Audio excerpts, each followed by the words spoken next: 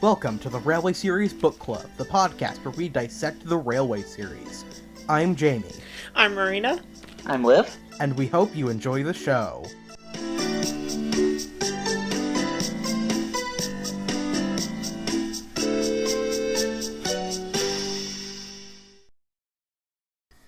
So, very recently, I was talking with a party who shall remain nameless, and they were saying that there was originally meant to be a third participant in the race between Thomas and Bertie at the end of this book, according to some of the Rev's notes. You'll never guess. It's Thwomp Car from Mario Party 2, making its return this year in Mario Party Superstars for Nintendo Switch. Fucking Marty the Thwomp was real this whole time, bitches! Out October 28th, 2021. That's only like 10. That's only like 10. That's only 20 days after Metroid 5, Metroid Dread. Wow!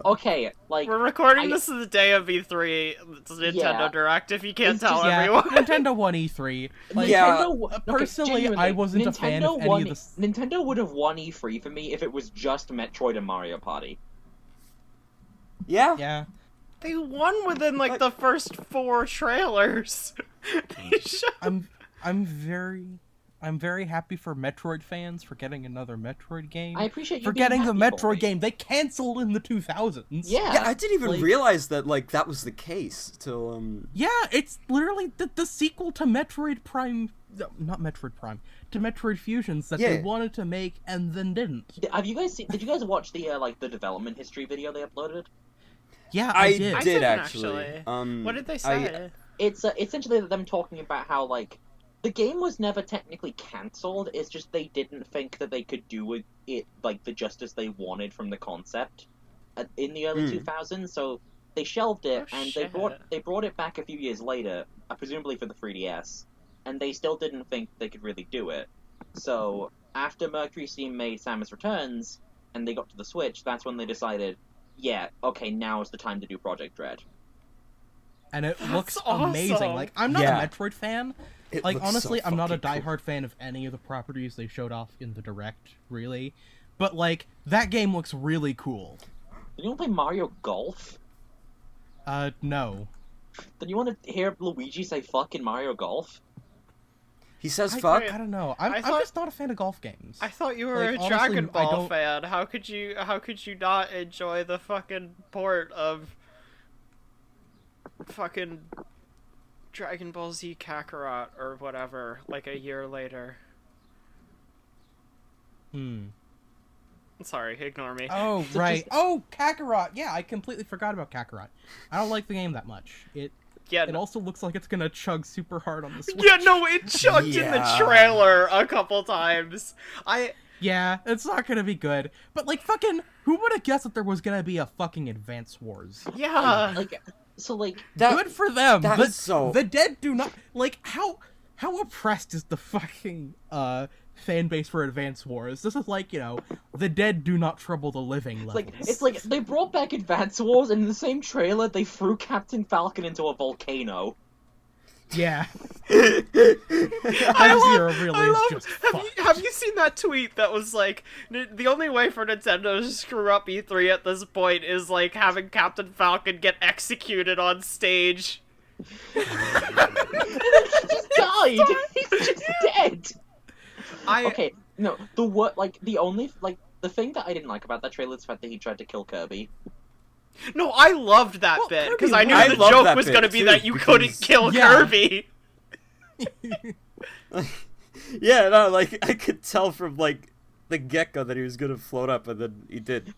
See, no, I could tell, I just didn't like it because he seemed scared, and I don't like Kirby being scared. I didn't see it as scared. I think Kirby was just what's happening? Yeah, I legitimately think Kirby didn't realize what was going on. This is the thing. I do love it. I genuinely love the fact that it's pretty much confirmed in the games that Kirby just has no idea what's happening at any point. Yeah. Like Yeah. He can't fucking read. I've been like I played through Planet Robobot for the first time recently, and Good for you. I still haven't beaten the true arena. I'm going to. I'm so close. I can get to the fucking final part of like the fucking Oh, you poor Star girl. Dream. I can get to the final part. Like the final like new normal Kirby part. I can get to that now. But my favorite part in that entire game story-wise is just the part where Susie's just like, you probably have no idea what I'm saying right now. He doesn't even comprehend English. He can't read. This is a random thing, but I have no real interest in Shin Megami Tensei or whatever. But like, I really like the protagonist's design. Yeah. And like, Yes! you know, she She and like especially because She looks very gender. yeah. You They know, look and, so like, gender. she I'm literally- so excited. They literally like go from like kind of like androgynous like presenting to like more like femme like long hair and stuff, and I like it. That is gender envy. That is my gender envy right fucking there. Yeah. I got so excited about Shin Megami Tensei 5, and I have not even played a single SMT game. I barely like played any honestly when I was RPGs. watching the trailer, I couldn't help but feel like the way you'd like partner up and like evolve the like creatures around you. I don't know if that's like a thing with Shin Megami Tensei, but I don't know why, think but so. the vibe I got from that was like Digimon. I don't I think mean, it's Like really it even kind of something, looked like some of the recent like Digimon games they've made. I don't know. Was there a lion in It's Shin just- Megami Tensei that always dies as well? Probably. I don't know. That's like the Uh, only thing I know about fucking Digimon. It's just like- there's just a lion guy that dies every time he shows up. Yeah, Leomon's a cuck. Oh. Welcome to the Railway Series Book Club, where we talk about everything except the Railway Series. Video games, everybody. Gamer. This has been 2-week late E3 talk. Yeah. Well, it's not too late. It's not well- 2 weeks late when we're recording it, but it's 2 weeks late when you're hearing it. Yeah. So yeah, welcome everyone. Welcome. To the Railway Series Book Club. This episode is from the Podcast past. You where- don't get it yet. This is the podcast where we read the Railway Series one story at a time and be stupid a lot. I am Jamie. I am your hostess with the most, pronoun she, her, and these are my friends. Hey Marina, your local TV series bitch, pronoun she, her. I'm Liv. I'm the British one. She, her. Tally ho. And we have our returning champion. I'm Andrew. I had an apple today. I go by they them. Excellent. Okay, so can I just very quickly say something I just thought of? Yeah. Yeah. Shoot. So, if at any point, if at any point, like, Mari and Jamie, if at any point all three of us are, like, together in the same place in real life, can we please just do a video where we play the fucking Railway Series board game and we upload that as an episode of the podcast? That's a thing? Yeah! Is Yeah, there a the- Railway Series board game? Yeah, the Yeah, I've Tidmouth seen- Grand. I've seen Oh it. wait, no. I've seen a copy of it. Oh wait, I- you meant the I've had, like, proper one or like two Railway Thomas Series board board game. I games thought you that, meant. I thought you were talking about the Tidmouth Grand Tour. Well, there's that, and then there's also, there's a board game that, it's like fully Railway Series. Like, it's not Thomas at all. I Yeah. found a copy of it in the house I was staying in when I went to visit the Tallyflin Railway. Because we stayed on, like, a house where you could oversee the railway. And on Yeah. a shelf, but they had a copy of a Railway Series board game. Hmm. So, I am suggesting, if at some point I can get a hold of a copy, and the three of us find a way to meet up, can we please record an episode of the podcast where we just play the Railway Series board game? I mean, I would say I we think have that- to for completionism's sake. Yeah, there might be some Absolutely. pertinent information in there Yeah. to the lore. Actually, speaking of lore and board games, that's actually a pretty good segue to talk about this story, Thomas and Bertie. Ooh. Yeah, because Audrey, when he was, like, you know, mapping out and, like, figuring out the story for this book, and, like, mapping out the branch line and stuff, he made a board game out of it to play with his kids. That is adorable. Aw. Yeah, so like this story is pretty much like, we've talked a lot in these past few episodes about how this book was responsible for why the Railway series map came into being. This story is mainly the reason why, because, in order for the geography and stuff to make sense during the race and to ensure that Thomas and Bertie would have a fair challenge, so that way it wouldn't be skewed in one of the other's favor based on their route. Yeah. He mapped out the thing so that way, it makes sense. It's really cool. And the story is really cool. Can we get like a visual for the map to put in the chat so we can all like look at it for this one? Because this is like the one where it'd be most useful. I think there's one on the wiki somewhere. Yeah, hold on. I'll grab the best map. Okay. If you get anything if there is related. No. If we have found and map, then we will be putting it on the screen for your benefit, viewers. Is this like this early one the one that was made for Thomas and Bertie? I think so. It is an early sketch line, and you can tell because it still says Terry. Here Terry works, presumably midnighting as Batman Beyond, but that's another story. See, like the main thing I'm noticing here is just I find it interesting that all the station names are already decided. Yeah, there's Knapford, Dryaw. It's really hard to read at the resolution it's at. You can see Knapford, Dryaw, Torurek, Elsbridge, and I think Farquhar. I think that says. Yeah, there's Farquhar, and I think that says Hackenbeck up there. Yeah. It's hard to tell. Hackenbeck's like pretty close to Farquhar, right? Like it's like really close. Yeah, it's like it's right by the tunnel, which goes to Farquhar. Yeah. Fucker. That's enough about the backstory of this book. The main story of this book is one of the most iconic Thomas stories of all time, and I'd say it's deserved. It has a song named after it. Which is a great song. Fucking great song. Yeah, it's amazing. It has a song based on it. It gets referenced in a lot of episodes to follow up on it, and it introduces one of the, at least I'm pretty sure, is one of the most well-known non-trained Thomas characters. I'd argue one of the most well-known Thomas characters. Period. Yeah. Yeah, because he's the funny red bus. I feel like if you asked people on the street to name 5 Thomas characters that aren't Thomas, you'd be more likely to hear Bertie than even most Edward? Yeah, most of the main characters besides Percy, James, and maybe Toby and Gordon. Yeah. Yeah. And then I think back to that one guy in high school who remembered Duck specifically. Well, who wouldn't? He's a good guy who is not the villain in Pop Goes the Diesel. Sorry. That's a story for another day, quite literally. Quite literally, yes.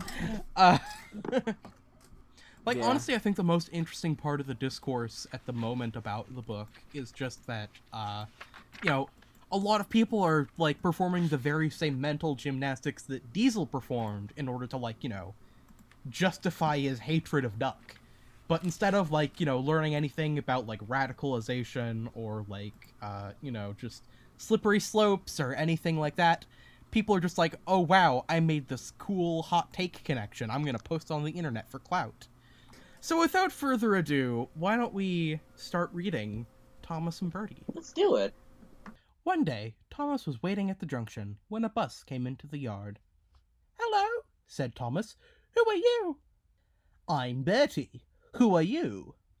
I'm Thomas. I run this line. So you're Thomas. Ah, I remember now. You got stuck in the snow, and I took your passengers, and Terence pulled you out. I've come to help you with your passengers today. Help me, said Thomas crossly, going bluer than ever and letting off steam. I can go faster than you. You can't. I can. Bluer than ever. What does that mean? I assume that he's blue as in he's feeling sick. Like, But that's feeling green. Yeah. It feels I feel like feeling blue would be like being sad, but I don't think Thomas is sad. I think maybe the Yeah. idea of Bertie Well, helping maybe him Thomas- gives him clinical depression. Yeah, I think Thomas is being a little bit, I think Thomas is a little bit sad at his ego being shattered. I think it's supposed to kind of be a pun on, like, going redder than ever, but bluer because Thomas is blue. But, like, that would make sense, I guess. It but, doesn't like, really work. do people actually use that turn of phrase? Because I remember hearing it, like, you know, in Dirty Objects, like, James went redder than ever. But, like, do people actually use that as a phrase outside of Talking Trains? No, I don't There's, think like, so. No. Like, I Unless guess, someone's like, wearing red. I guess it's kind of like a... Like, not exactly like that phrase, like, going, like, red in the face, but, like, that is a way to, like, show, like, anger in a character or anything, because, like... I guess. I feel like if you were trying to, like, adapt the story in the funny way, I feel like if you're doing this in Trains, I think, like, you know, if you were adapting that line, like, Thomas went bluer than ever, you just change the color of the model to the fucking, like, MSTS blue, which is, like, fucking radioactive, like, darkish blue. Trains community, get on that shit. Wait. I've got it. I think I've got it. Someone in a reply on a Reddit thread said that they'd always assumed that it was an idiom to express when oxygenated blood drains from the face of the listener, leaving the pallor of the face blue, embarrassment, shock, and exhausted anger. I think that applies to Thomas here. So wait, was Yeah. that like an old phrase, or...? Probably. Well, if it's an old phrase, then that definitely, like, you know, tracks given Audrey's, like, use of words. Yeah. It certainly is an old phrase. The TV series version of this is getting ahead, but the TV version of this episode still uses gaily. Like... Hell yeah, Trevor. baby. Hell yeah! Yeah, which I remembered it in Thomas and Trevor, mainly just because, like... Thomas I remember... Daily. I remember that scene a lot, just because I know it mentions, like, Thomas being sad, but he still has his fucking smiling face on. But I forgot they used it in this episode, and it's like... Yeah, that's something they wouldn't do today. Like, even if, like, obviously, like, yeah, there's a... Like, it meant different. It's like it's different now. Gay now doesn't mean happy. Gay means gay. Gay, homosexual, gay. Yeah. Said Like, Bertie. Happy know. being gay, though. Yeah, you know. I'm just God. Now I have just a mental image of Bertie just running through a station, just yelling "gay, homosexual, gay." I still hear his voice. Gay, homosexual, gay. So moving on from that, I like the fun little continuity nod. You Yeah. know, it was only like a story ago, but I'm glad that that's being like, you know, that's like the little through line here. That Bertie was the bus that helped in the last story, Yeah, and and now here he is. You see him in the episode, the TV series adaptation. Yeah. Also, Right. can we just talk? I love Bertie. Bertie's great. Yeah. Bertie's a fun Bertie's cool. character. He's a fun character. He You know. he never fails to spark joy within me. Yeah, you know, he's just like, you know, haha, funny bus. You know, vroom vroom. We don't talk about the meme account. There's No, we don't. there's nothing too in depth about him, but it doesn't really need to be because he's just an enjoyable character. I mean, Yeah. he and Thomas have a fun dynamic. Yeah. You know, and that dynamic gets established in this story, and I think that really speaks to how, like, you know, good of a character he is, that he is so synonymous to Thomas Brand, and that him and Thomas's dynamic survived into the modern era. This is just a random thing. So, Bertie has made it so that modern buses look wrong to me. Oh, speaking of Bertie, I wanted to follow up on something I mentioned in the last story about timeline. So apparently Bertie's basis is a Leyland Tiger, which, you know, that's cool and all, but apparently he's supposed to be based on the post-war version, which does look a lot more like, you know, Bertie-like. But honestly, the pre-war version doesn't look that unlike Bertie. So I feel like if you just, finagle it enough, you could have it so that Bertie is the pre-war Leyland Tiger. And I still haven't found a date on Terrence's basis, but it looks like a pre-war thing. So Yeah. I feel like if you just change Bertie's basis to the pre-war version of that bus, Tank Engine Thomas again doesn't need to be in the 40s. Do you think he just did it because he wanted to skip over, like, World War II entirely? Because, like, definitely. Yes. I That's could totally see that why. being like a kind of like That's justification totally why of, the like, books just like go straight from like 1935 after the Flying Kipper to like the 50s where Toby the Train Engine picks up. That's wait, actually this- something I think is kind of cool about Yeah.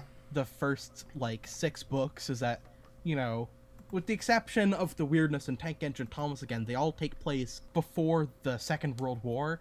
And then all the stories after it take place after the Second World War. So it creates like a cool little pre-war, post-war split. Yeah. It's the reason why I have the World War II time skip on the iceberg, actually. Yeah.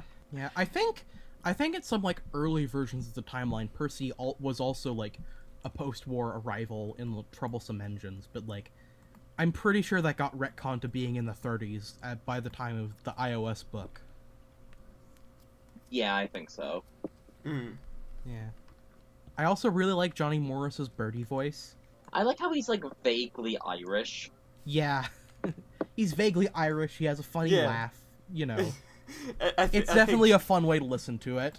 I listened to think the Stuart- Gielgud version while I was making my notes, just because it was, faster, and also the novelty of it being, like, a relatively new discovery. Yeah. But, Morris version ain't bad. I like Bertie's voice, Yeah. Also has, other fun Morris things, like his Thomas voice and the I think Stuart does Johnny Morris Bertie voice really well for the one line he has in Thomas and the Fire Engine.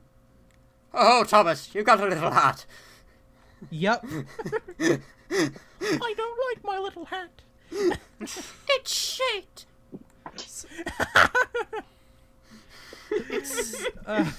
It's still weird to me that Bertie missed, I think, just season 22 and nothing else. Like I think it even appeared in every other season. I think it even like a couple of the other seasons, like he only had like 1 or 2 cameos, but like they always like got him in, which is like I it still surprises me that they didn't just have him like fucking sitting in the background of a set or something. It's like, Yeah. I don't think he like speaks in series 4. Yeah, there's a couple series where he doesn't speak, but he's still like there. Yeah. He wasn't there much in the early like CGI series, from what I remember. Yeah, the early CGI series, most of the hit series too. He doesn't. Remember when like Bertie got an episode in season 15 where he goes to Misty Island and everyone was like, "Hey, what a good episode! It has Bertie the bus at the time." Yeah. Yeah. And you know what? Because we were just so fucking starved for anything that we were like, "Holy shit, Butch the Tow Truck! What a not quite so bad season." Watching... You know what? You know what? You know fucking what? I think I could watch that the Bertie on Misty Island episode if not now, tonight, and I would probably enjoy it at least a little bit. Yeah, some of those episodes are fun for their stupid factor. So I haven't seen that know. shit since it fucking aired, and I don't know. I think since I'm much older now and just have stopped taking many things so seriously, it's just I could just laugh at it. It's easier to let go. It's easier to laugh at all that Yeah, shit. no. Yeah. Honestly, I feel like it was always easy to laugh at. We just kind of... I feel like we were all just enraged that was all Thomas was at the time. Yeah. That too. So, but now that, we got good Thomas for roughly, 2013 to 4 or 5 years of good Thomas. After that happened, it's easier to look back on it fondly. Yeah. just mentioning Bertie in early CGI just reminded me of I think the only time he speaks in season 17, which is just the that one line in fucking Wayward Winston where they just tell him not to move and he just never does. Yeah. No, he's in Thomas's Well, shortcut. then they also isn't he? have Yeah. Thomas's shortcut. Yeah, You know, that whole thing focused on Thomas and Bertie. Is Thomas's Yeah. shortcut season 17? yeah. Yeah. Yeah. That was where Harvey It had reappeared. Harvey in it, which blindsided everyone. Yeah, no one was expecting that, which is crazy. Wasn't Harvey, like, the first reintroduction, technically? Yes. No, No, actually, no. Duck was before. Like, Duck, Bill, and Ben did... Actually, I think Jack was the first reintroduction, honestly. Yeah, 'cause Yeah, it's, considering, uh, like, uh, King of the King of the Railway Railway. was... Yeah, it dropped before the rest of 17, I think. But, like, we got Duck's episode, then Bill and Ben's episode, and then... And then Harvey just showed up. yeah. I don't think he even Yeah. spoke in that And then he episode. had an episode. I may be wrong. Yeah. But I think we may have known about his episode, like, before Thomas's Like, we knew shortcut. about Gone Fishing, I think. But we didn't I know don't he think was we gonna knew be it was in Gone about Fishing, Harvey. yeah. Yeah. Man, season 17 airing was a wild time. It was so novel to have Thomas episodes that were actually good coming out. Yeah. Remember that? I do find, Remember when that was I happening? do find it really interesting that for the first batch of returnees, they picked Duck, Bill and Ben, Jack, and Harvey. I think Jack and Harvey might have been planned to just come back anyway, because, like, you know, Yeah. Jack, he's your toy excavator. Mattel were probably like, hey, we want to sell toys at Jack. You should put him in the movie. And then Harvey was just, like, actually in the new series cast, so I feel like Yeah. it makes sense for them to have already been planning on, like, modeling him and bringing him back. I think Duck, Bill, and Ben were probably just to show the fans that, like, hey, we're listening to you. We're gonna put, we're gonna put classic characters back in the series. I feel like that I- was definitely the case with Duck, but I feel like with Bill and Ben, it was partially Oh, just because yeah. the writers wanted to use them. Because, Ye- like, you could yeah, tell that's from the exactly second... what I was gonna Andrew say. Brenner That is bias. exactly what I was gonna You say. could Like, Bill and Ben was literally just Brenner being like, I like them. I'm just gonna fucking bring it back. Yeah. This isn't to hate on Duck, I swear. Comparing his, like, oh dear, you must have taken on some of that bad coal first appearance to Bill and Ben in Percy's Lucky Day. It's like you can tell that they immediately were just having so much fun using Bill and Ben, even just from, like, their Well, yeah. little first Yeah. season. Part of it's We're, like- because they actually like- understood Bill and Ben. Like, Brenner had 'cause been they're writing fun them forever. characters. He was like, hell yeah, Bill and Ben, I fuck with them. See, Meanwhile, they gave Ducks episodes to some guys who just skimmed Pop Goes the Diesel and were like, yep, that's his whole personality.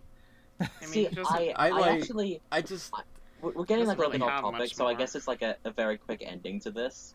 I've got one last thing. I went and I read some of the magazines that Andrew Brenner wrote, and he just straight up stole the plot of Bill or Ben from a sequel to Diesel Does It Again that he wrote. Yeah, he did. That was, There's a sequel? Yeah. Okay, this is the thing, right? So I don't know if you saw it, Andrew, but there was a post probably a week or two ago about how in the magazines Andrew Brenner wrote an entire redemption arc for Diesel that never got adapted past Diesel Does It Again. Holy shit. Yeah, like, the whole point of that whole arc was that, like, Diesel kind of redeemed himself, but didn't, like, he did not fundamentally change. Like, he was still schemy and a bit of an asshole, but he was, like, a better person and could actually get along with the others.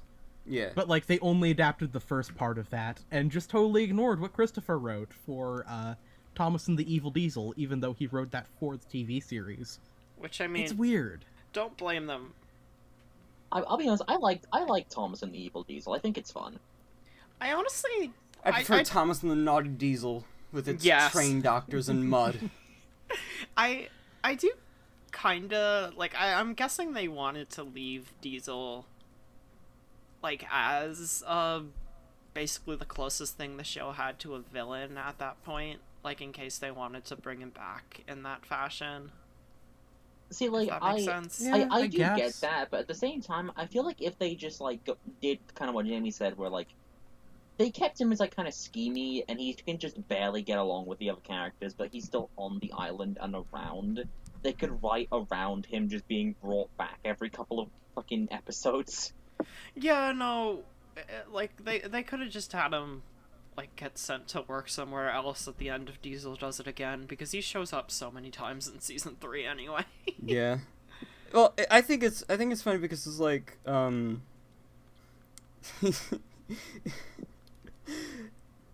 like, the Fat Controller goes, I shall not be inviting you back. And yet, he still just fucking sticks around. Like... He's still waiting for his train home, so he decided to cause problems across the island before he left. Yeah, we never see him doing any work in the other episodes, so he may just be, like, fucking around, because, like, no one's, like, been able to throw him out yet. The Fat Controller is just, like, always Daisy's chasing him. In fucking Mavis. Yeah. He's there for a second and he fucks off. I don't understand why they didn't use Daisy in that episode. Like, they easily could have. They had the model. I guess they just didn't want to convert Boko's chassis back to Daisy for that one scene. They hate women. Yeah, but even then, they, you know, Daisy doesn't even move in the scene in the book. She's just sat in the fucking carriage shed. You could just hide Boko's chassis and just stick her shell on it. Here's the thing, in fucking Season 4, at least in a couple shots, I'm pretty sure she just straight up has Boko's chassis. So yeah. I will say, like, obviously I know why, but I do think it's hilarious that within the canon of Season 2, they invited Diesel to the Christmas party, but didn't invite Daisy. Yeah. We're getting a little bit off topic, so should we get back to Thomas and Bertie? Yes, yeah. I believe we should. We've gone really all over. Yeah. Okay. Good job. Good luck trimming this down, Jamie. I'll race you, said Bertie. Their drivers agreed. The station master said, Are you ready? Go! And they were off. Thomas could never go fast at first, and Bertie drew in front.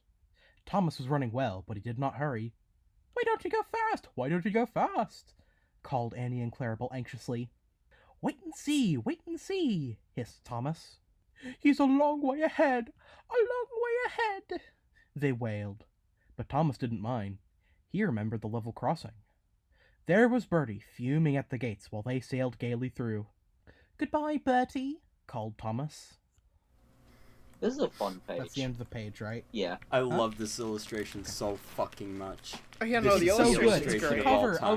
It's the cover of the '98 edition, and it's so good. I love it. I think it's the, like, at least like cropped to just have Thomas. I think it's the cover of the like 60th anniversary book. Other collection. Yeah. Yeah. It's like the centermost illustration on the cover of Complete Collection.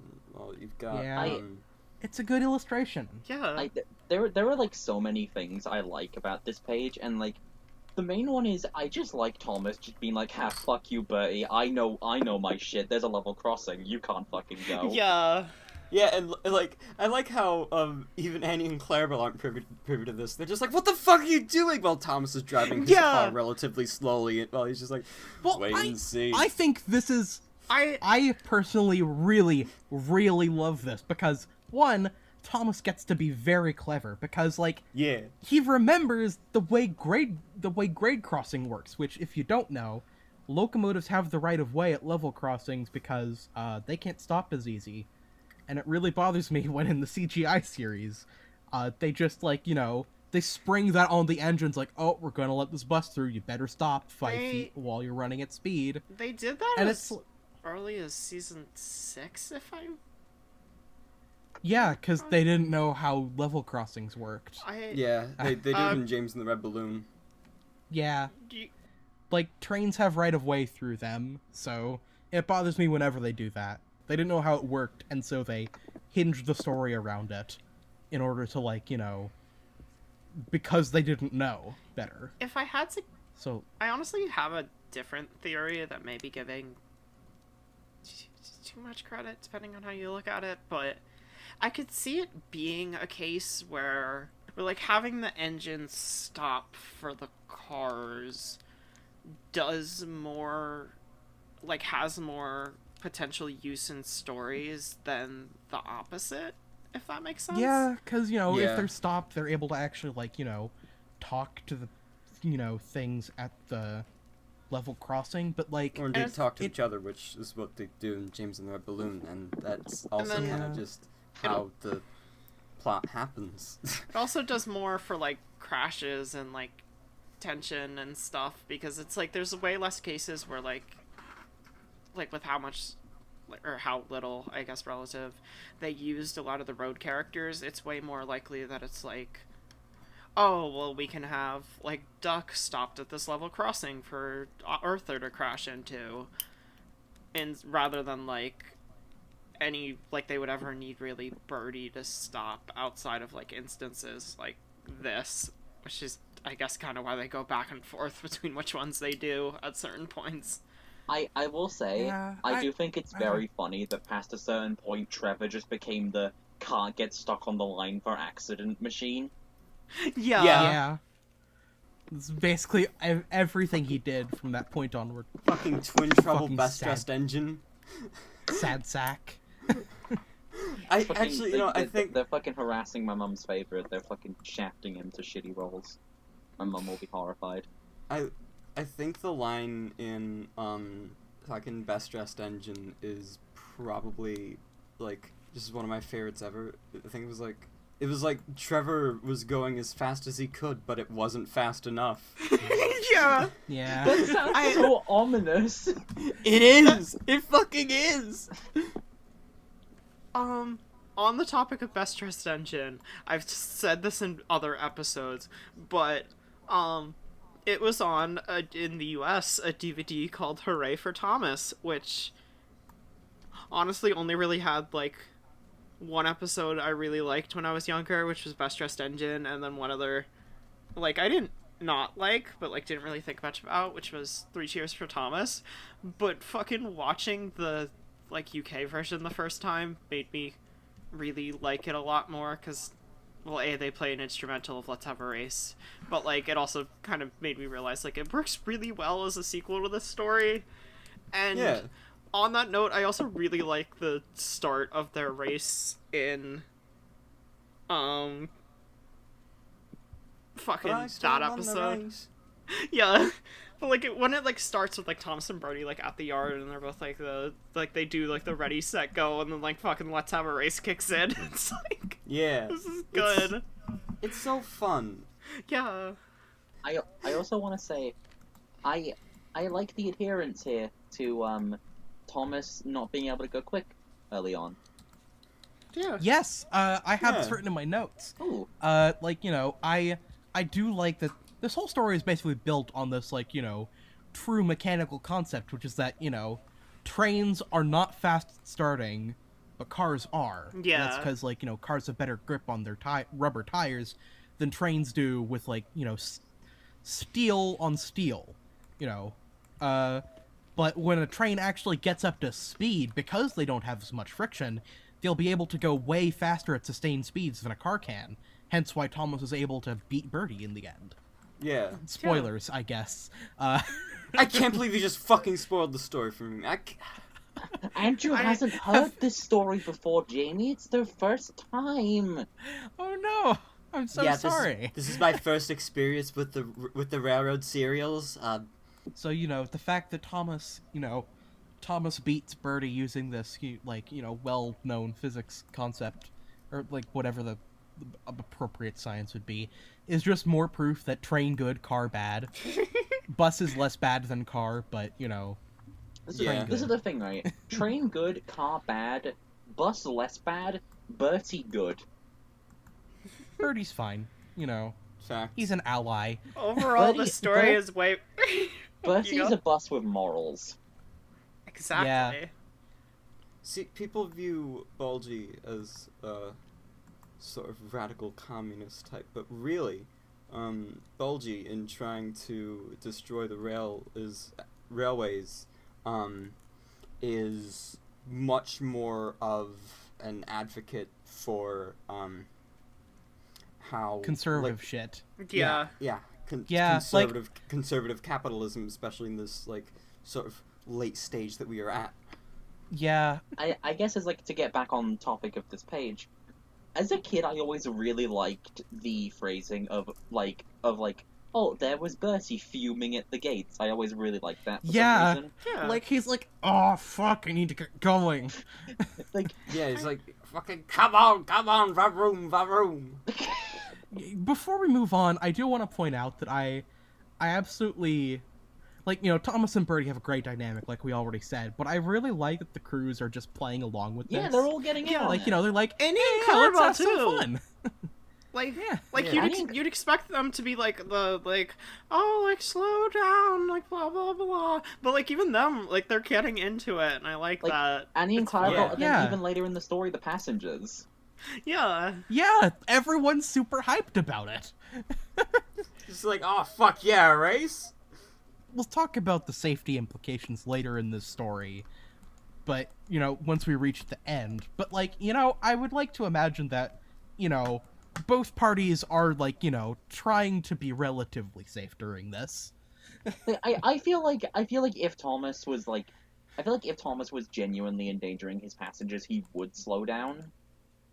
Yeah. Because like You know, Annie and Clarabelle would say something. because like, you know, Thomas is You know. like, he's like excitable and he's an idiot, but he's not like malicious. He would, if he was genuinely Yeah. putting innocent people in danger, he would kind of stop. Yeah. I'm a menace He's to a good boy. society, but not to my passengers. Yeah. I'm a menace. I'm a menace to James. I'm a menace to Gordon, but not the passengers. You're do we want to, like, a move to the menace, next page? Thomas. Maybe to you, Gordon. Most people like me. The road left the railway and went through a village, so they couldn't see Bertie. They stopped at the station. Beep, beep, beep! Quickly, please! Called Thomas. Everyone got out quickly, the guard whistled, and off they went. Come along, sang Thomas. We're coming along, sang Annie and Clarabelle. Hurry, panted Thomas, looking straight ahead.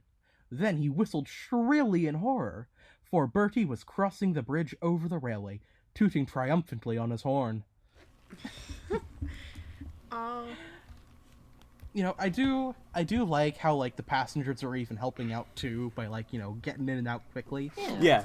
It's like, oh shit, And then okay, there's we gotta go, yes! Yeah, like, they're all excited. And, you know, I really like in the TV version that the music they add in this place is like the kind of like the latter half of the Thomas and the Trucks music. Yeah, it's the Sonic kinda Forces adds, like- theme, like boss theme. Yeah, Thomas is very small. he is. He's a little boy. God, Little manlet. look at that fucking wheelbase length. God damn. Yeah. That's unfortunate. It looks like the Lionel Thomas, where like the It back kinda hangs does. over. Oh my god, it Honestly. does! God, imagine they just gave Lionel this picture and just said, make Thomas. You know what? I'm sure that's what happened. It would explain a lot, honestly. Yeah. Yeah, I really love the music that they play here. Just it adds Yeah. like a despairing feeling to Yeah. it. Like, oh no, Thomas, are you ever gonna make it? Yeah. The music in And this then episode like it is cuts really to good. like the windmill shot. It's very perfect for the oh know- shit factor, you know? Yeah. I You know. Also, Bertie's theme is a bop. Like, this whole episode has really good music. Also, Let's Have a Race is a bop. Just yeah, Let's Have a every- Race is so good. Classic Thomas music bops so hard. I love the season 7 like instrumental version of Let's Have a Race.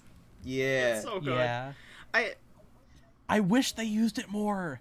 two small things with that episode, and then I'll actually get back to this story. I'm kind of just using this as an excuse to talk about Three Cheers for Thomas a bit. I'm sorry, but like I love in that episode, like for some reason I always like the shot of like Bertie going across the bridge and like them like kind of like taunting each other the whole way through. It's fun. Yeah. It's just fucking playful banter. Yeah. Yeah, Yeah. it's fun. They're good friends and rivals. Like, Bertie honking his horn here is absolutely just to eat shit. Yeah.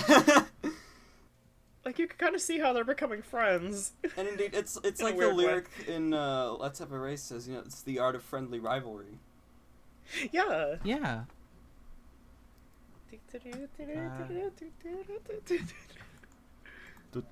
Yeah. Thomas is good. Thomas is good.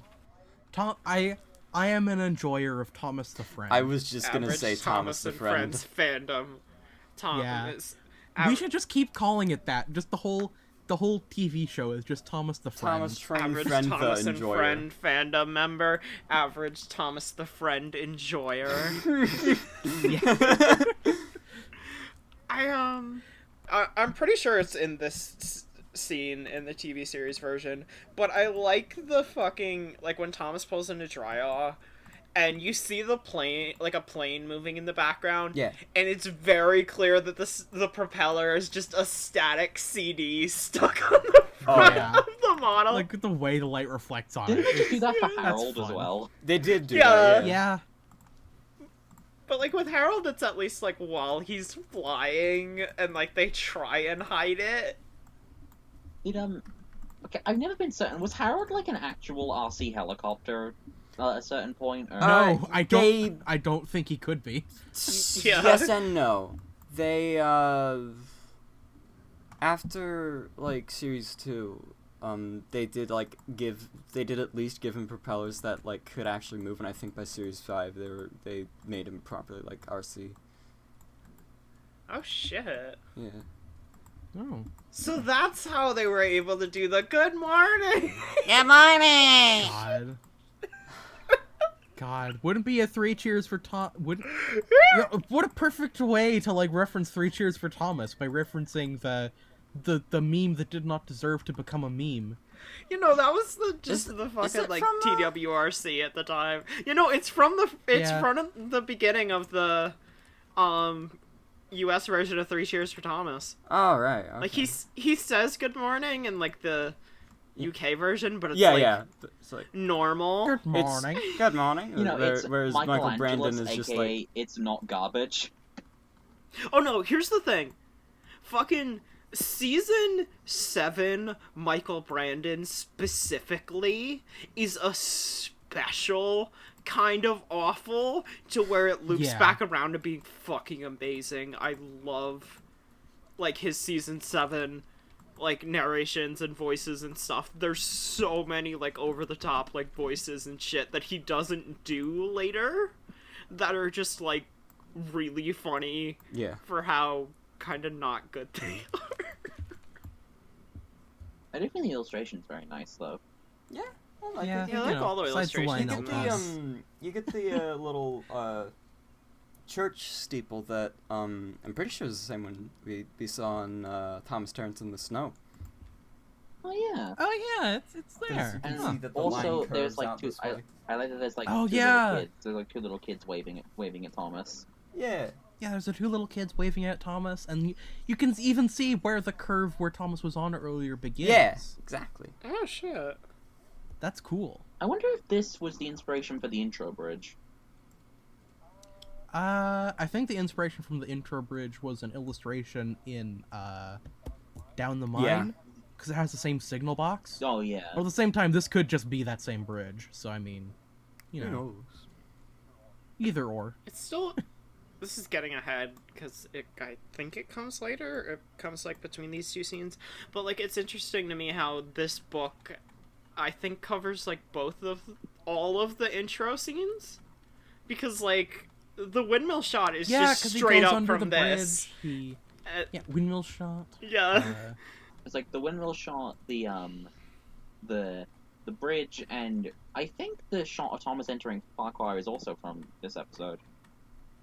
Yeah. Or actually, I'm pretty sure that's It's Thomas in the Guard. That might be from Thomas and the Guard. Oh, okay. Yeah.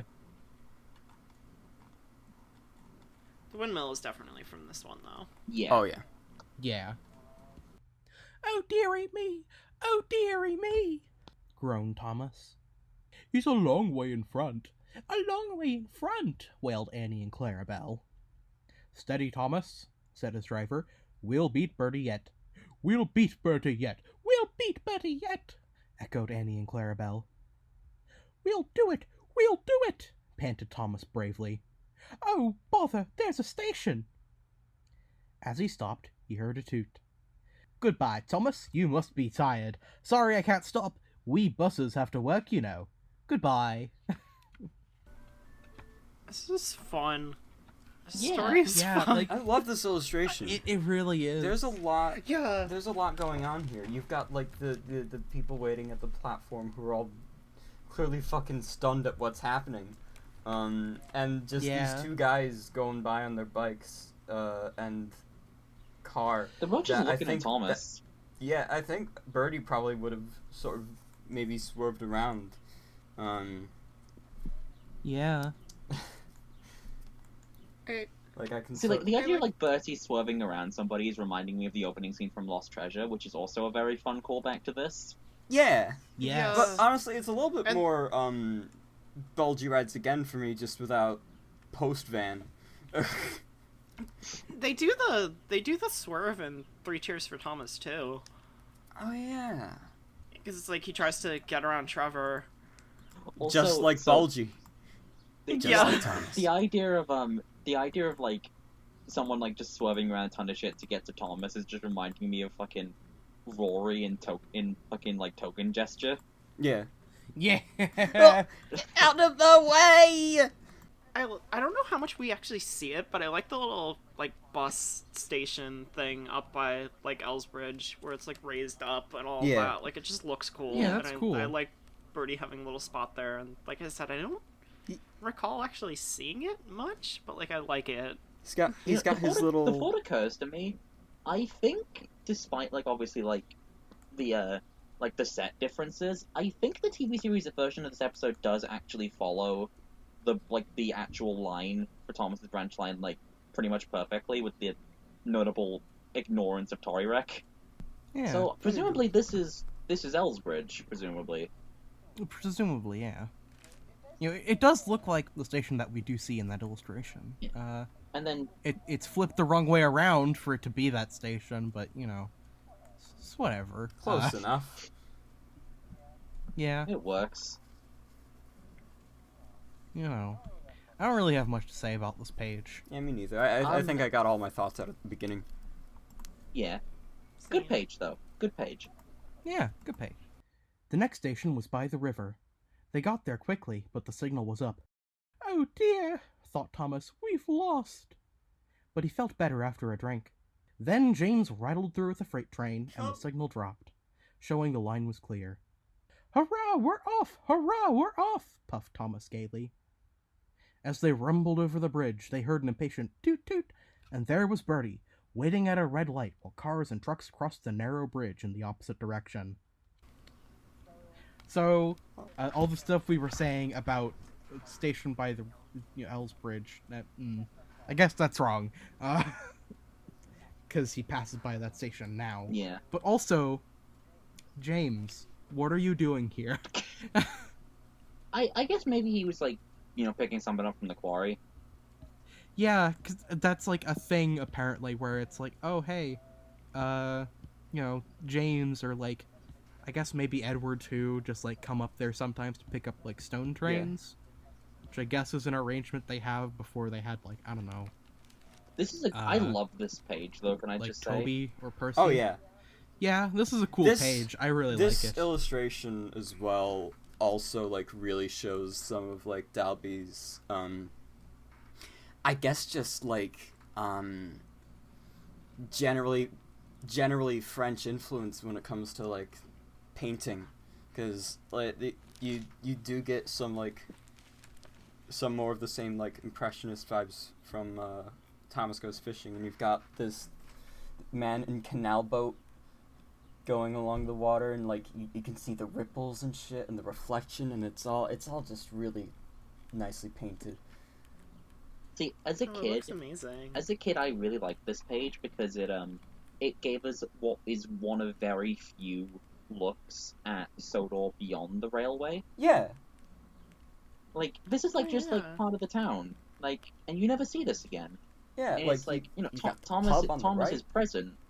Thomas is present, obviously, but like this is essentially, this page is from Bertie's perspective, which I think is really interesting. Yeah. And then also a green lorry on the bridge, just puttering down. I think it's Lorry 4, except it's not Lorry 4 because Lorry 4 is blue. I think there's I times think it where was he's like green. Lorry 3 they made green. Puzzles This aren't is canon, Lori alright? 5. Let me fucking tell you something. Puzzles aren't canon. Lori 4s and Five Nights at Smudgers. God, moving on. Bertie Angie. Ango. That's all I have in my notes There's for this a- page. Just Bertie I like the Angie. crowd of people sort of amassed in front of the building over by Kirby. I'm gonna guess that's like a pub of some sort. Well, no, you've got the pub on the Yeah. right there as well. Oh yeah, there's a little pub sign. Yeah. But also, There's, Isn't there like within the lore? Isn't there actually like a really popular pub in Ellsbridge? That's at Farker, I think, 'cause that's the Toby jug. Oh Or yeah, indeed, Toby. it's shortened to Toby's the own Toby. personal pub. Yep. Something I will say for the perspective of this illustration, which for the most part is pretty good. If you zoom in just right, it looks like Bertie is huge, and the people crowded around the building near him are tiny. They're so small.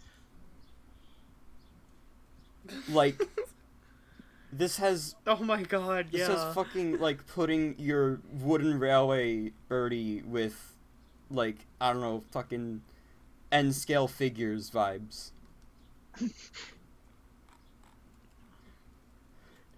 It's very strange, but, like, it's something that I am more than okay with overlooking. And talking of overlooking, it doesn't really look like Bertie's actually looking at the traffic light. He's just looking at the sky. Or the pub sign, even. Yeah. Bertie just really wants to get fucking just wasted. Oh, I could use a drink right now. Also, This is following on from our depressed Bertie joke from last time. He's also an alcoholic. I've got I don't have a problem. The only problem I have is that I'm not drinking. Road and railway ran up the valley side by side, a stream tumbling between. Thomas had not crossed the bridge when Bertie started with a roar, and soon shot ahead. Excited passengers in the train and the bus cheered and shouted across the valley. Now Thomas reached his full speed, and foot by foot, yard by yard he gained, till they were running level. Bertie tried hard, but Thomas was too fast. Slowly but surely, he drew ahead, till whistling triumphantly, he plunged into the tunnel, leaving Bertie toiling far behind.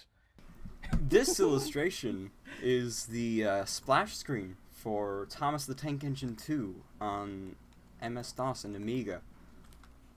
Yeah, Oh, really? I like this illustration. It is. It's Yeah, no, like, it's cool. I really wish they adapted it for the TV series.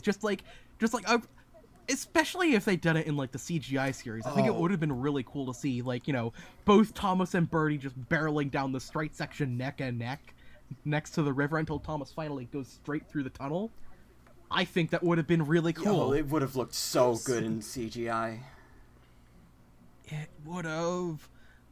Like, specifically, like, 2015 Brenner era times. Yeah. Yes. Like maybe put this in the maybe like have this as part of the opening race in Lost Treasure. Yeah. Yes, that would have been so good. Like that race was already really good, but like, man.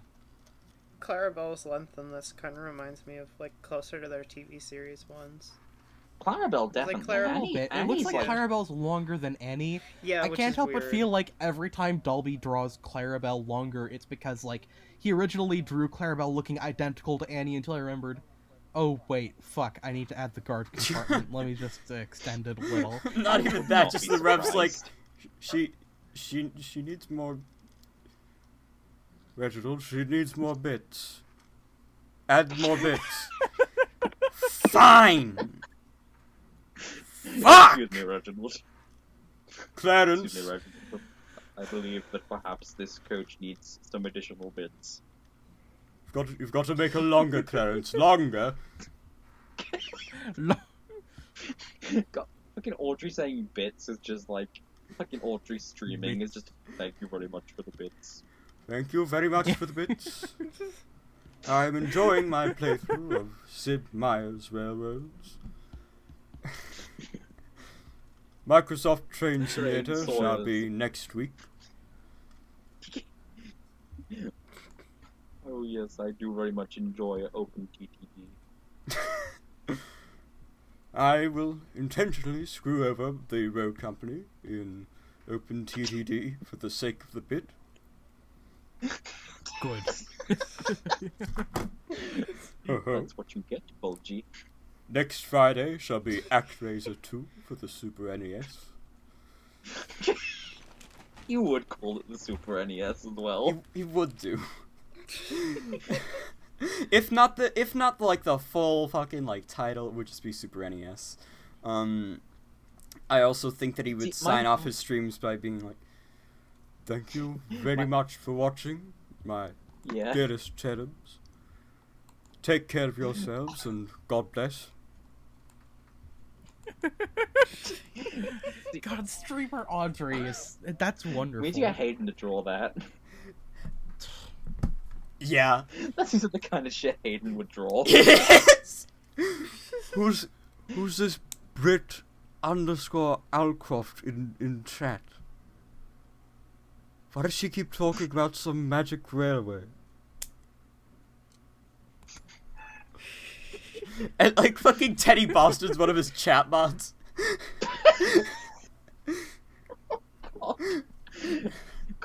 Christopher's just like the one mod that hates fun.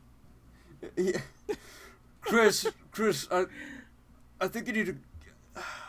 I think you should light it up a bit, Chris. What the? You can't just ban people for saying that your books suck. Like, They're just telling you the truth. They're just saying the fucking truth, Chris. Come on, I'm so leaving you with the car. That's so cruel. So I haven't, like, I just want to say again, I just love this illustration. It's so good. Oh yeah, no, it It's looks so amazing. I love Also, it. just, There's- I really like the fact that the passengers are getting in the race. They're like, oh yeah, let's do it. Yeah, everyone's cheering. Everyone in the chat is getting in on the hype, you know? Yeah. I will say there's, Can I get a pog in chat? Put your most blessed PogChamps in the chat. Walkers. Ted, mod them, then ban them, then mod them again. Ted. Please. Fucking... There's... I don't know quite how to articulate, how I feel about this, the way this illustration is colored. It doesn't It's feel... very bright. Yeah, it doesn't feel quite as Yeah. polished as all the other illustrations. Especially like the hills in the background, but also them, at the very least, the big hills sort of just being like grayish blue-green tones instead of like what you'd kind of expect them to be, like a just, you know, darker greens or whatever. I'd say it almost gives it almost at least makes me remember like stuff that like Matisse painted, and how he like sort of shaded hills and shit with different colors than what one would normally expect. So I don't know. Maybe it's just I'll be playing around. Maybe it's just unfinished. Who knows? I also will say, Yeah. I really like how he's drawn Thomas here. Yeah, it's Yeah. very good. Yeah. he looks very cute. He does, Also, he's Bertie- small. Bertie's just very startled. Yeah, despairing It says Bertie here is Thomas excellent. is traveling at his full speed, but that's probably only like 40 miles an hour. Yeah. and Bertie can't really go It's all not that very fast. fast. It's like you're reading it and you really play into the hype of it, like, oh yeah, you know, Thomas is going his full speed. He was going very fast. Like, not too fast, really. Like, Yeah. Bertie can only go so fast as well, you know. It's like it's like the Misty Island rescue chase. Yeah, it's a matter of perspective, really. Yeah. I guess it's like, within the story, like, say you're on the train, it probably feels way more intense than it would Oh! just, like, thinking about a Yeah. train going Absolutely. 40 miles an hour. Absolutely, and like it's definitely sort of going from Wilbert writing these from, like, the perspectives of the engines. Oh, wait, it's the Rev's birthday today, actually. Oh yeah, it is. Yeah.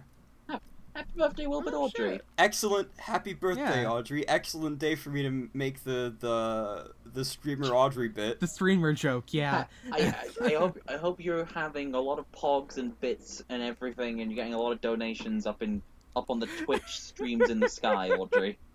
No, don't you know he's alive? Henry talked about it. She slapped his ass personally. I've done it! I've done it! Panted Thomas in the tunnel. We've done it, hooray! We've done it, hooray! Chanted Annie and Clarabelle. Whistling proudly, they whooshed out of the tunnel into the last station. The passengers gave Thomas 3 cheers and told the station master and porters all about the race. When Bertie came in, they gave him 3 cheers too. Well done, Thomas, said Bertie. That was fun, but to beat you over that hill, I would have to grow wings and be an aeroplane. I love that line. Yeah. I like that they kept it in the song too. Yeah. Yeah. Pass you on that hill, Thomas. I'd need wings like an aeroplane. Yeah, it's good. Yeah. I also love how like happy and celebratory Yeah. everyone is. Like, you know, I mean, Yeah. Thomas wins, the cute. passengers are happy, but they cheer Bertie too, and Bertie handles losing really well. Like, you know, he didn't yeah. he didn't really care about winning. He just wanted to have a fun time. Exactly. And Like, I mean, I guess he cared about. He probably did like want to win, but he's still, you know, he's not a bad sport. oh yeah. Yeah. Like He's, there's you know, like- there's a degree of acceptance. He wanted to win, but he's also like, hey, good job, you did well. Yeah, Well Yeah. done, Thomas. it was a fair game. Yeah. Yeah. And And it's apparently just he does get his own, he does get his own victory in the end. But I still Really? won the race. Exactly. Yeah. Welcome to the 3 Cheers for Thomas podcast. Well, we only ever talk about 3 Cheers for Thomas, Mary's favorite episode of Thomas, canonically. Yes, clearly.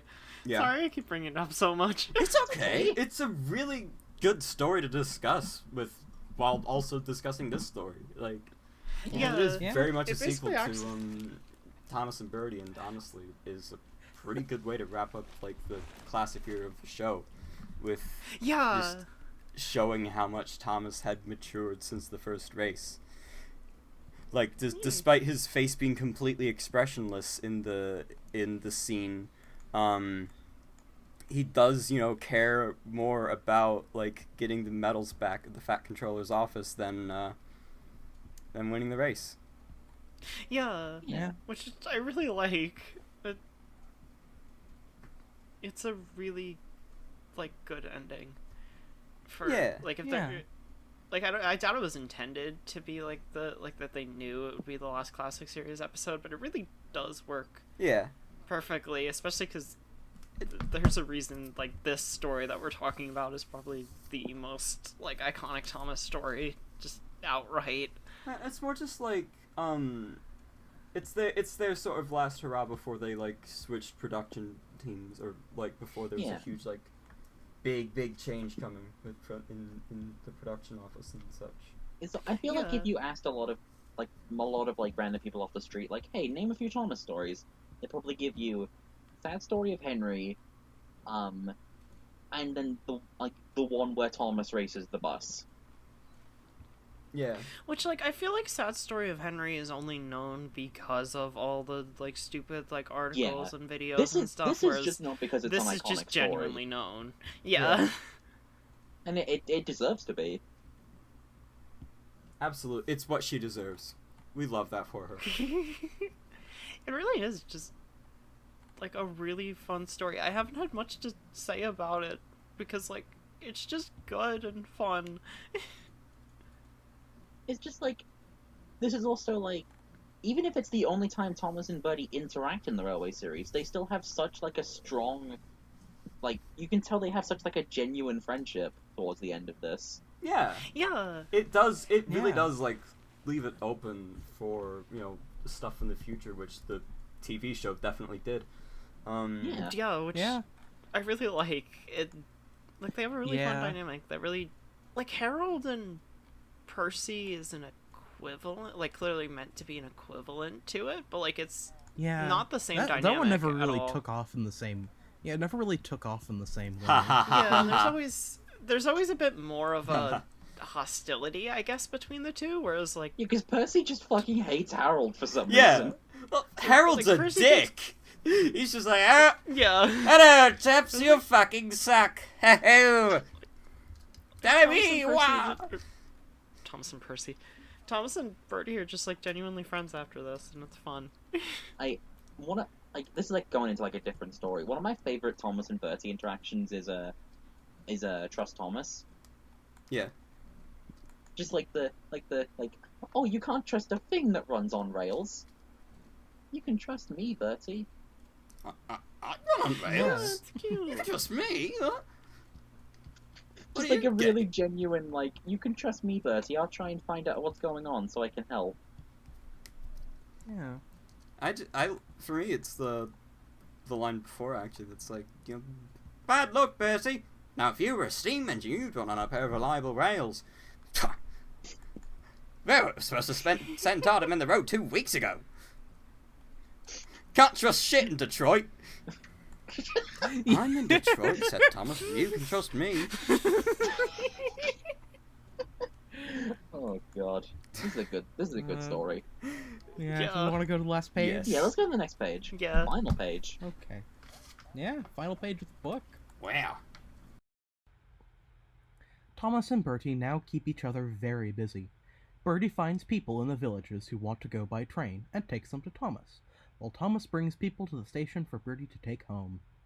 They often talk about their race, but Bertie's passengers don't like being bounced like peas in a frying pan, and the fat controller has warned Thomas about what happens to engines who race at dangerous speeds. So although, between you and me, they would like to have another race, I don't think they ever will. I'm pretty sure that the TV series adds a "do you" in there, but I don't remember. I don't think they ever Which, will. like, you know, leaves it more open than this. Yeah. Yeah. Like, obviously, I feel like that, you know, it makes sense to acknowledge the safety implications of, like, you know, racing vehicles at speed, because, you know, technically putting the passengers in danger. So it's probably a good idea to not be doing that. But, I mean, I'm pretty sure Thomas and Bertie were being as safe as they could be during that race, if only just because they had their crews, and in Thomas's case, Annie and Clarabelle, to keep them in check. Yeah. We know the what happens to engines that like go too fast is they get sent to Railgate. God fucking damn it. They get sent to Railgate God prison. fucking damn it. I fucking hate that the episode I really thought that we waiting were where just they going to do go Thomas this and whole Bertie episode and they without go to mentioning jail. that. I've been waiting this It whole pisses me off. fucking episode to say It that. just misses the entire It pisses point. me off You know, so so fucking fucking much. joyless. It's just... And then fucking a lady goes to jail for, like, letting Diesel do Pop Goes the Diesel. Like, what the fuck? Oh my God, god, I being didn't even know that. Just realistic. It always comes back to Pop Goes the Diesels today, apparently. You know what they say? All roads lead to Rome. Full cube. All roads lead to Pop Yeah, Goes the Diesel. Yeah. Fucking, but no, it's like, I think Jamie said joyless just now, and I agree that it is very joyless. You know, it's fucking, he did just take, like, such a classic, you know, fun story as Thomas and Bertie, and fucking diminishes it and makes them go to jail. Okay, I feel have like- have you guys watched the one that adapts fucking like Percy and Harold? No. Yeah, It's they try to do the it's same literally- thing it's there, literally where just, it's like, you know, Percy. as soon as Percy even implies there might be a racing, Harold goes fucking cop mode. Yeah, no, it's just like Sorry, Honestly, Jep. this is something that bothers me. I hate the implication that Harold is a cop. He's fucking not. He's a search and rescue helicopter. Like, or maybe not even that. Maybe he's just a for fun helicopter. Like, Sorry, I Jep. like the idea that Harold just exists solely for the purpose of Harold existing. Like, he doesn't have any real role. He's just there. Yeah. Honestly, I feel like That's it the way might make I've always sense he seen was Harold. just, like, you know, bought up after the war just for some, like, you know, private collector, and he just, like, you know, he's not actually supposed to do anything, but the two times we actually see him do things to help people are just because, like, you know, he's there and offered to help. Yeah. It's just like, I'm just thinking now about fucking stories of Sodor, where it's literally just like, Percy, like, races him, and then he goes up to Harold and is like, hey, I won. It's like, we weren't racing. Racing is dangerous. You shouldn't race. Were you racing to get here? I'll tell you to the police. If they were gonna make Harold some sort of emergency service thing, why not a fucking ambulance? Isn't that, like, kind of his job anyway? Is, like, flying ambulance?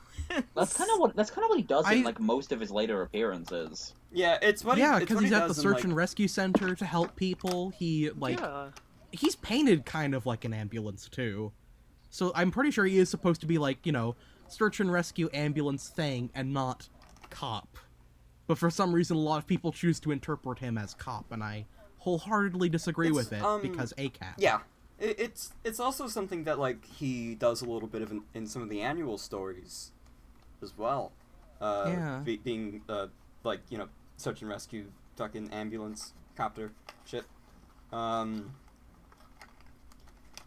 think I was gonna do a bit that was, like, during the whole Harold cop bit, that was like, oh, sorry, old chap, I've enrolled in a system that fucking increasingly, you know, abuses, that directly abuses minorities. I'm going to abuse the power invested in me, Percy. Harold, that's fucking horrible. I'm going to abuse the power invested in me by a system of abuse, old chap. Ho-ho. Harold, I don't know if I can be your friend anymore. You never were, bitch. Oh, God. Bombs away, old chap, what? Stories of Sodor are bad. I guess, to get back on fucking Bertie, that's why we're here. I love, like, the fucking thing of, like, you know, like, they bring each other passengers, and I'm really sad they cut that from the TV series. Yeah. Yeah, like, they show B-roll that kind of, like, you know, implies that, but, you know, I do like that they acknowledge that, hey, now they're friends and work together. Yeah. Thomas isn't quite insulted by the idea anymore because they're friends. Yeah. Like, I feel like the idea is genuinely just, like, Thomas realized that Bertie's fun to be around, so he's okay with him helping. Yeah. Yeah. That's pretty much They how it became goes. friends. Yeah. It's just like, you know, they're helping each other. And it's really nice. It's like, they're friends. They're good friends. Yeah, circling back to the idea of, like, you know, them not being able to race anymore because of safety implications, I do wonder if that's implying that, like, every other time we see them competing, they're keeping it secret from the Fat Controller. Oh, yeah. That's how I always took it, Like, honestly. they say in Lost Treasure, it's like, you know the Fat Controller doesn't approve of you racing. Yeah. That is true. It's like, oh, what does he know? I've been racing on my branch line for years. You know, like, I always took it as, like, basically that. Like, they've never had another official race, and, like, even in kind of Three Cheers for Thomas, like, it isn't like this one where, like, the crews have any involvement or anything. It's kind of just the two of them, like, taunting each other. They're just doing their normal thing, but being competitive. Yeah. I like how the only officially sanctioned race, like, in any of the series is just fucking Stephen and Glynn going 2 miles an hour. And even then, it still disrupts fucking Gordon and James. And apparently they're gonna do that yearly after. I love Over the Hill. Over the Hill my is God, fucking it's a good brilliant. episode. I love it so much. Yeah. Do we want to move on to ratings? Yeah, let's do it. Yes. And now I will say this, generally, and it's that, a lesson that's worth learning, and one you never should forget, is the art of friendly rivalry. It's not always about winning. It's not always about winning. And, you know, you've got to learn that from the start, really. And enjoy yourself, and remember that what counts is taking part. Yeah. Let's have a race. Let's see who is Now, The quickest. be the fastest. Oh, Max, go! I think I'm gonna give the story a Donald. Like, I feel like there's not a lot I can say about it to, like, you know, there's not a lot I can say about it that I haven't already said. It's good, it's iconic, and for a good reason. It's just a really good story, introduces a really good character and a really good dynamic, and it is a great little ribbon to top off this very excellent book. I'm very similar. I honestly give it a Douglas because I don't really have anything whatsoever that I could talk points for here. It's a genuinely really fun story. It's like, as we've all said, it's the most iconic in the series for a good reason. It's really fun. It introduces a really fun dynamic. Sequel's really fucking good. Has a great song. Has a great song. Yep. Yeah. Genuinely, kind of, what more could you ask for from this series? Like, I genuinely think there's a reason this is kind of the Thomas story. I like that, like, Thomas and Bertie remain relevant the whole way through, if that makes sense. Like, that, Yeah. like, the story is always focused on them and their dynamic, and it's a really strong one. I love it, Douglas. No. For me, I think I'm gonna say Douglas too, because, like, very similar to what everyone else has said. It's an amazing story, has, you know, two great characters that work off each other really well. I've always loved Bertie. He was always one of my favorites as a kid, and this was always one of my favorite episodes from season 1 as a kid. Like, Let's Have a Race is really good.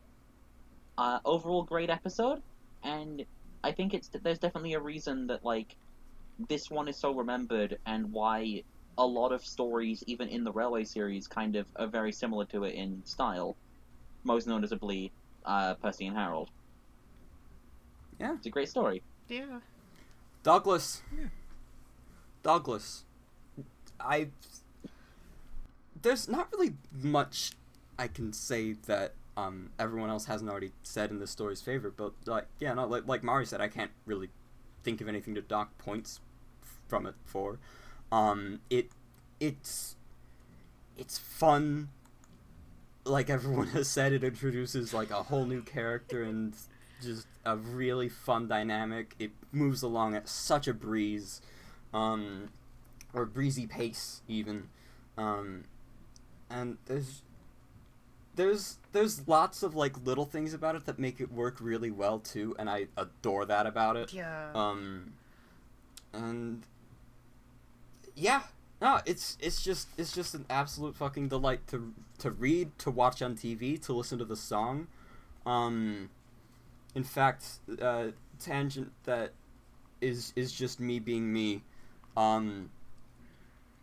So back in November, right? Current favorite band, King Gizzard and the Lizard Wizard, released just all of the raw footage for music video for their song Automation, so that like fans could make their own music videos and like upload them to like YouTube and shit. And That's cool. I downloaded all the footage a couple months back and was like, hey, yeah, what if I put this to a Thomas song? And it was just Let's Have a Race, and it worked surprisingly well. And dear listeners, That sounds amazing. dear listeners, when this episode is uploaded to YouTube, when you are listening to it right now, by the time of that, I will have sent it in the episodes chat in the Discord server, which you should totally also join. Yes. Join Oh the god, I fucking server. forgot again. Join the Discord server. Join the Discord You server. do a better job of shilling this. Join the Discord server. Join the- You can talk to us and to others about the books and the TV show and the episodes. Yeah. Yeah. It's fun. Yeah. I think we should, since we're at the end of the book, we should rate the book We should. now as well. Oh, yes. That's a part of the podcast too. I've been very vocal about how much I love this book, and I honestly feel like it is one of the best pure slice of life Thomas books. Like, you know, there's generally like two kinds of Thomas books, like, you know, plot progression-y types of Thomas books, like, you know, twin engines or enterprising engines, and then there's also like slice of life books like this one. And both are very good. You know, the the slice of lifey ones tend to hit a lot harder after going through plot progression stuff. And like, honestly, I say plot progression, but honestly, all of the episodes and stories in Thomas are very slice of lifey, because that's just kind of how the series is.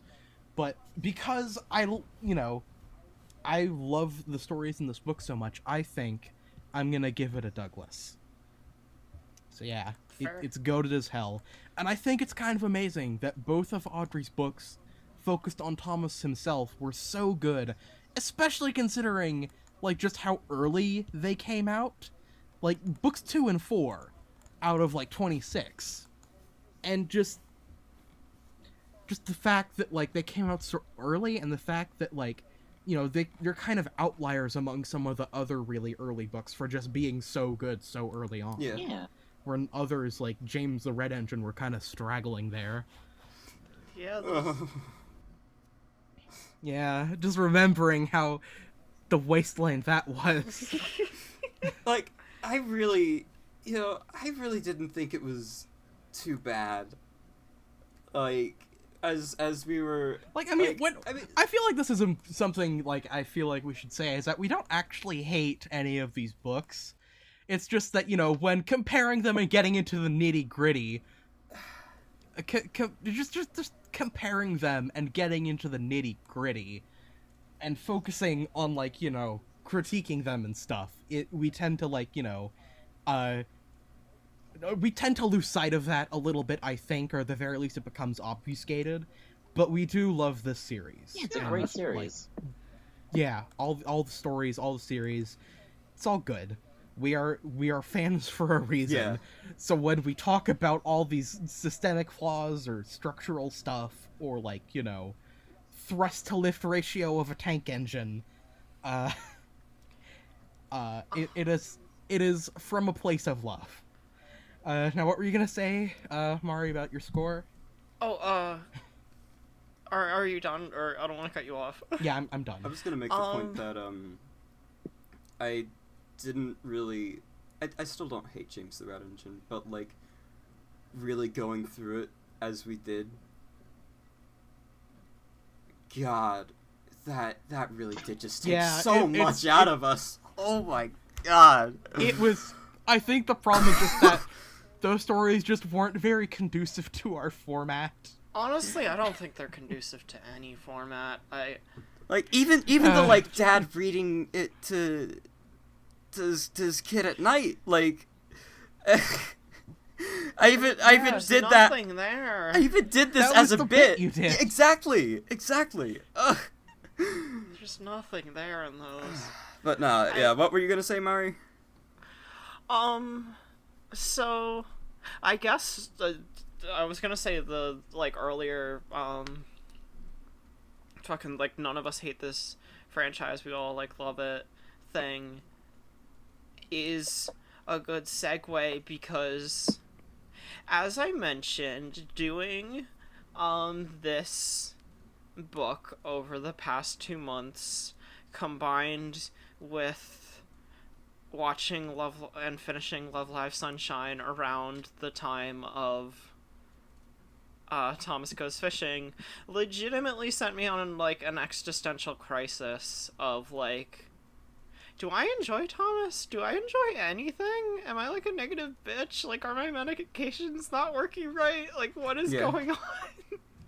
And trying to decide what I wanted to rank this book is really, really hard, because the first 2 stories I really like in concept, but really don't like in execution, because, like, even for, like, slower slice of life stories, like, I genuinely love a lot of those. Fucking, like, Thomas the Babysitter is, like, one of my favorite episodes, and, like, that's, I think that's as, like, slice of life, like, slow and, like, quiet as you can get, pretty much.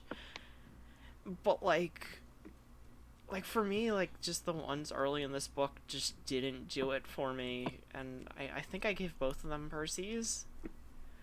But then This last two are two of my favorites in the entire franchise, and I gave them both Douglases. So,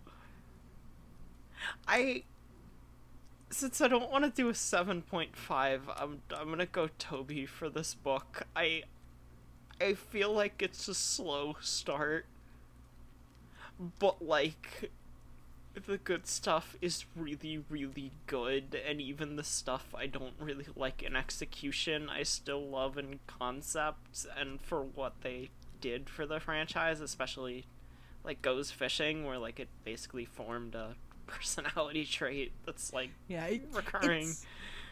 It's like Thomas's race with Bertie. He doesn't start fast, but, you know, by the end he's racing by the end at it's going 40 on miles all an hour. cylinders. But by the end, he's racing along, and he's ignoring fish and a conspicuously broken snowplow. Yeah. Terrace is just watching in the distance. That's my fuck up. Just like that. Just like that. I raised that boy meme. It's just Terrence. Yeah. Yeah, the fucking scene from Kaguya-sama. Yeah. Oh, you see that there, Bertie? I raised that boy. So if I'm gonna rate this, I'm gonna say like a duck, because I feel kind of similar to Mari, but I also really like Thomas in the Garden, Thomas Goes Fishing, so like I'm gonna give it like a little bit higher. I like duck seems fair for me, because two amazing stories and two pretty good stories. I'd say like duck works pretty well all in all. I'll also give it a duck. I absolutely love all the stories in this book, but as discussed, like they're not all perfect. I mean, but then nothing in this world ever truly is perfect, and perfection is merely a subjective construct. Blah blah blah blah blah. I'm a bitch. Yeah, it's true, but you didn't have to say it. Well, I just want to make sure everyone knows that I know. It's like, yeah, some of the stories definitely aren't without flaw. Especially, I'd say, like, Thomas in the Garden, its unfortunate implications, but really, that's kind of just down to its time, and it's, I don't know how to articulate the rest of my train of thought, but, like, I think just giving it a perfect 10 would just be to, like, yes, I haven't actually thought about this book in years, and I'm just going off of what I remember. But actually looking back, yeah, duck. Sort of dissecting Your 10 rating is still valid though, Jamie. Yeah. Absolutely. Like, absolutely. I didn't think, like, when I read, like, I just completely didn't forgot come you to gave that it a 10. I'm sorry. conclusion yeah, it's okay, I understand. Like, I didn't come to that conclusion lightly myself. I only really came to that conclusion when I started first doing research for this project. Yeah.